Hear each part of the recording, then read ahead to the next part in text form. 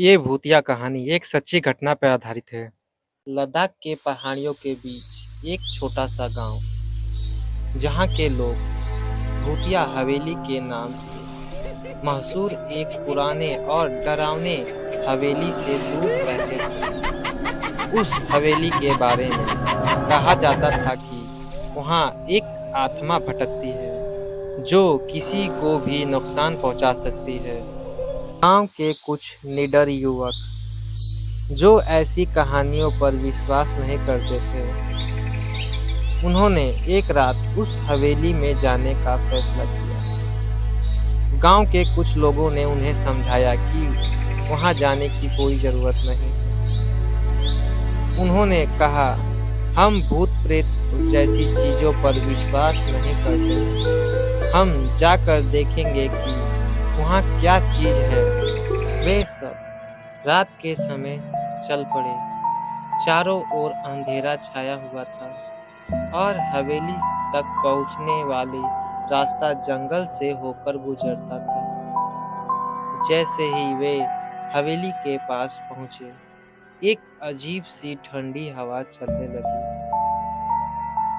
हवेली का दरवाजा खुला हुआ था और अंदर से किसी के रोने की आवाज आ रही थी। लड़कों ने सोचा कि कोई मदद मांग रहा है और वे अंदर चले गए। अंदर का माहौल बेहद डरावना था। दीवारों पर धूल जमी थी और फर्श पर टूटे हुए लकड़ी बिखरे हुए थे। अचानक एक तेज हवा का झोंका आया और दरवाजा अपने आप बंद हो गया। वे सब डर गए और दरवाजे की तरफ भागे, लेकिन दरवाजा बंद हो गया और रोने की आवाज भी बंद हो गई। अब वे अंदर फंस चुके थे। तभी एक काला साए ने उन्हें घेरना शुरू किया। उस साए ने धीरे धीरे आकार लेना शुरू किया और एक डरावनी महिला का रूप धारण कर लिया। उसके बाल सफेद थे और उसकी साड़ी भी सफेद थी। आंखों में गुस्से की लहर थी। उस महिला ने चिल्लाते हुए बोला, तुम सब ने मेरी शांति भंग की है।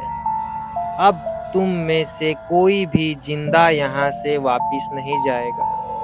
तभी हवेली में चीखने चिल्लाने की आवाजें शुरू हो गई और अजीब अजीब जानवरों की आवाज आने लगी। तभी हवेली का सारा सामान उड़ने लगा और उनके ऊपर गिरने लगा। वे सब बहुत ही डर गए। सभी लड़कों ने माफी मांगने की कोशिश की, लेकिन वे आत्मा नहीं मानी।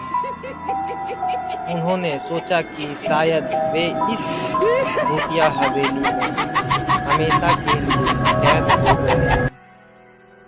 उनमें से एक ने हिम्मत दिखाते हुए कहा, हम यहाँ गलती से आ गए थे।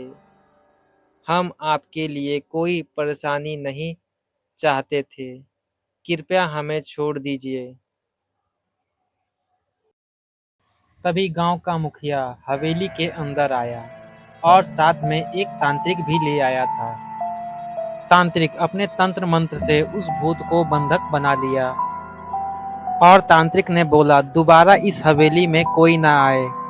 अगर कोई वापिस आता है तो हवेली की भूत फिर से आजाद हो जाएगी